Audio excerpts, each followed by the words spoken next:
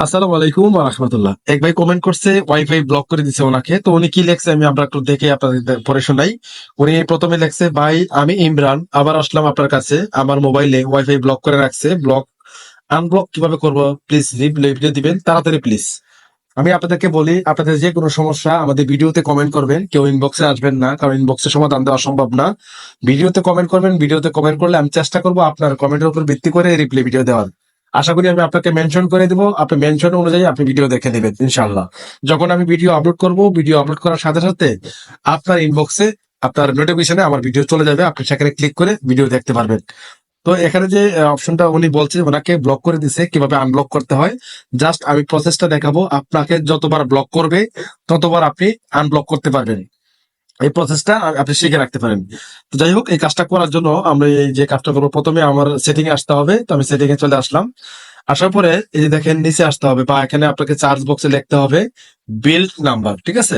তো আমি এখানে বিল্ড লিখে দিলাম। এই দেখেন, বিল্ড নাম্বার এখানে টাচ করতে হবে। টাচ করার পরে ঠিক এখানে আপনাকে 1 থেকে 7 বার ক্লিক করতে হবে, মানে আপনাকে ডেভেলপার অপশনটা চালু করতে হবে। তো আমি জাস্ট বিল্ড নাম্বার যদি 1 থেকে 7 বা 5 6 বার ক্লিক করে দিই, আমার ডেভেলপার অপশনটা কিন্তু চালু হয়ে গেছে। এখন আমাকে যে কাজটা করতে হবে, এখানে আমাকে লিখতে হবে ডেভেলপার অপশন। ঠিক আছে, দেখেন এখানে লেখা আসছে ডেভেলপার অপশন, জাস্ট এখানে ক্লিক করব। এখানে ক্লিক করে আপনাকে স্ক্রল করে নিচে আসতে হবে। আমি প্রসেসটা দেখাচ্ছি, আপনি এভাবে ট্রাই করলে 100% আপনার ব্লকটা আনব্লক হয়ে যাবে। জাস্ট অপেক্ষা করতে থাকেন, ঠিক আছে? তো নিচে আসবো। আসার পরে এই যে দেখেন, আমি নিচে আসতেছি। এই যে দেখেন একটা অপশন রয়েছে ওয়াইফাই নন প্রেসিডেন্টস এম এসি র্যান্ডমাইজেশন, ঠিক আছে? জাস্ট এই অপশনটা কিন্তু আপনার অফ থাকবে, জাস্ট এটা এখান থেকে অন করে দিবেন। অন করে দেওয়ার পরে আপনার সেটিংস করা শেষ। এখন আপনি কানেক্টে যাবেন। এখন আপনাকে যে কাজটা করতে হবে, যে আমি ওয়াইফাই চলে আসলাম। আসার পরে দেখেন ওয়াইফাই চলে আসলাম।